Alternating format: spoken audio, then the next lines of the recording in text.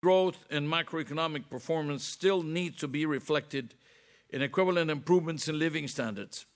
Despite recent progress, the latest data show that nearly 78%, more than three-quarters of the population in sub-Saharan Africa is living in poverty, while close to 49%, practically half, still live in extreme poverty.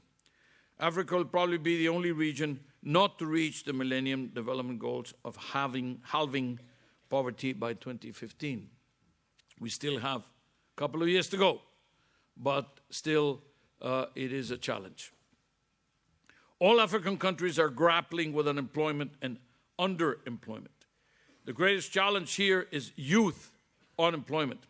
Youth represents close to 60% of the total unemployed in the region.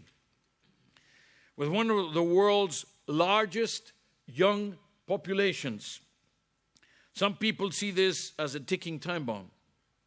We need to turn it into a great opportunity. Widening inequalities are another concern. African wealth disparities are among the broadest in the world. According to a recent study by the African Development Bank, 6 of the 10 most unequal countries are actually in sub-Saharan Africa. From the point of view of Latin America, Don, I would like to express our appreciation because we thought we were the most unequal, so it's good to know that we have good competition. No, this is really a very, very bad number. It's a very bad fact because we are seeing growing inequalities in every single country in the world, bar just very few, including in every single OECD country, with the exception of 2 or 3, where the best news is that maybe it hasn't deteriorated further. But of course, what one would expect is that in regions like Africa, in regions like Latin America, regions like Asia, where inequalities are already very well known and well documented, we would be closing the gap. Unfortunately, this is not the case. The continent needs a catalyst to speed up economic transformation and better distribute the benefits of growth. Without a faster and more profound transformation, Africa runs the risk of losing out on the demographic window of opportunity that Asia was able to tap some decades ago. So, how do we go about achieving such structural transformation? Maybe it doesn't agree with what I'm saying. But now, our African Economic Outlook of 2013 points to the region's natural resource wealth. More concretely, we propose policy options to make the most of their natural resources. Right now, the continent holds 24% of the world's agricultural land, but only accounts for 9% of the global output. There's almost a 3-to-1 asymmetry.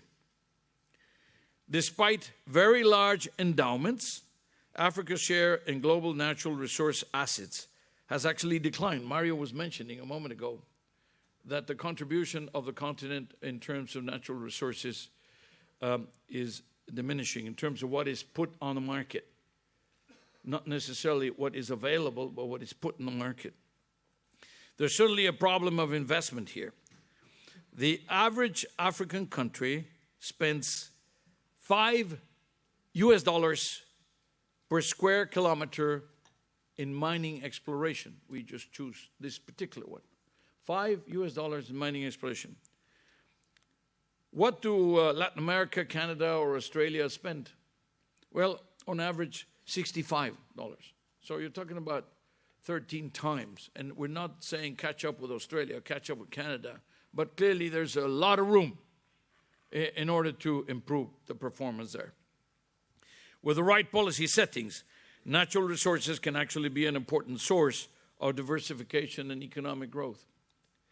It requires a coordinated set of policies that go beyond the natural resource sector and regular monitoring and evaluation to ensure transparency and accountability.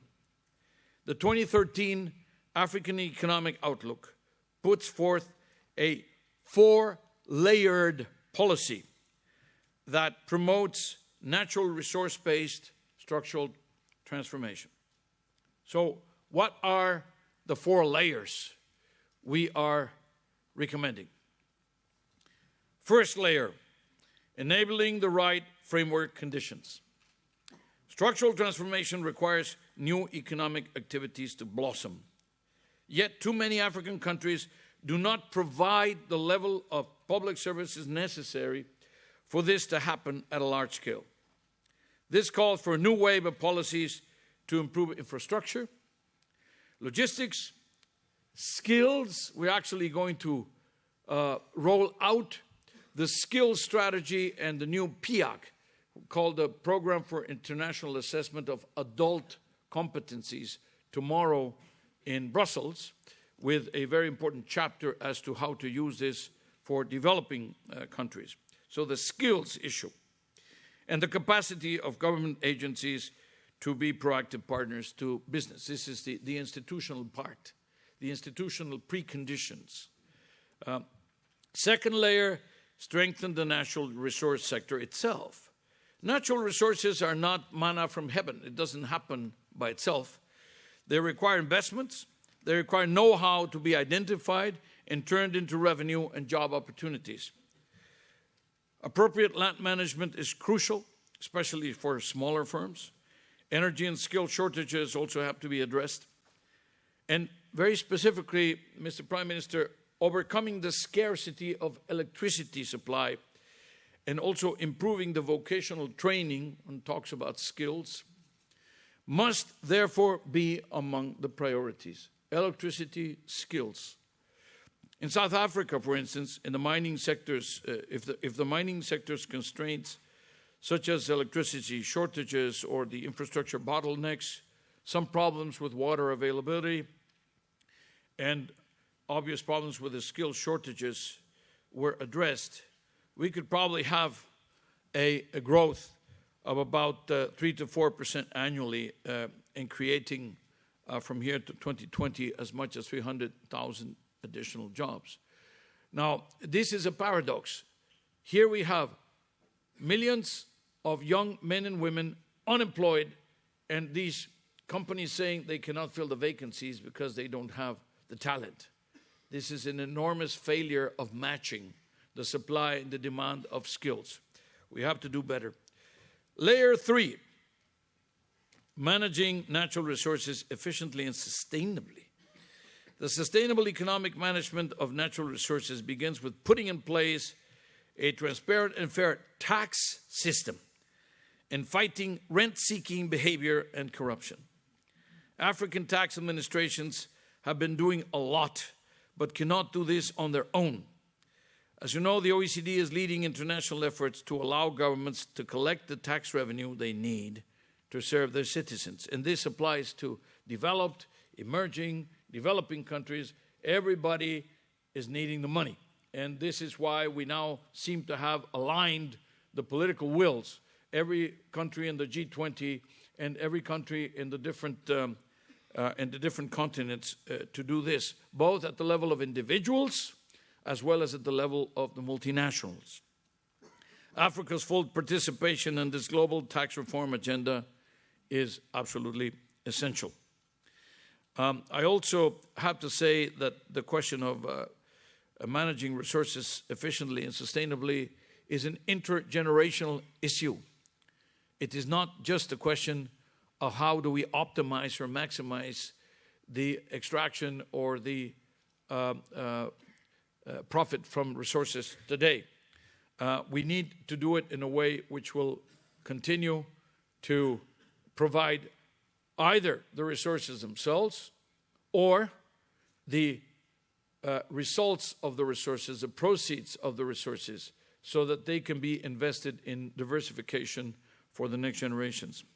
Finally, layer 4, harnessing the potential of the resource sector to achieve structural transformation. How does one connect the question of the natural resources with the actual need to modernize the economies?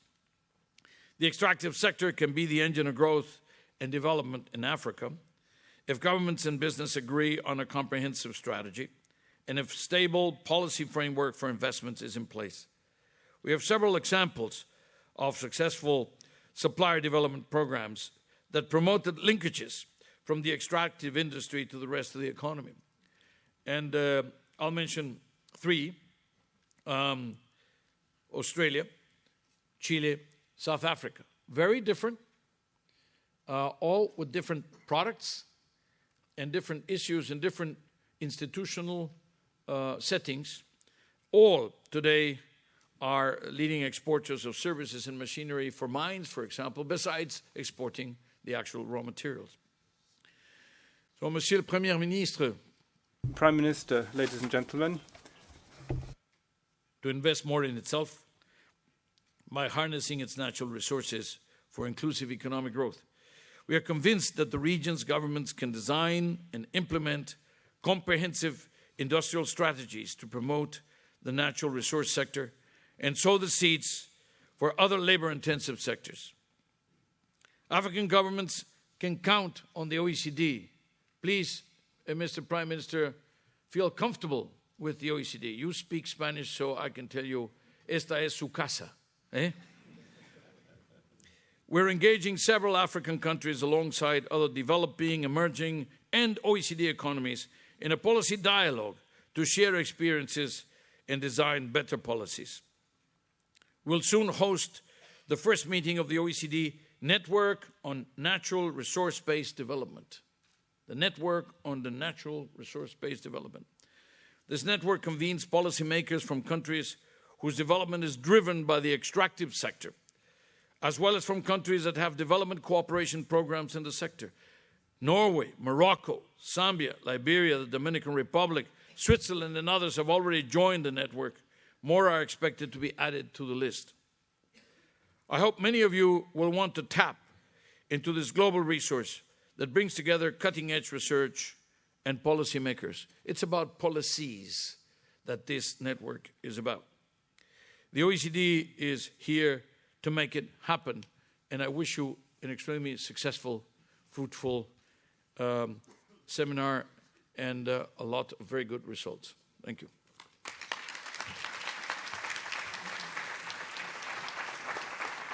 Let me now invite the Prime Minister of Côte d'Ivoire à prendre la parole, Monsieur le Premier ministre.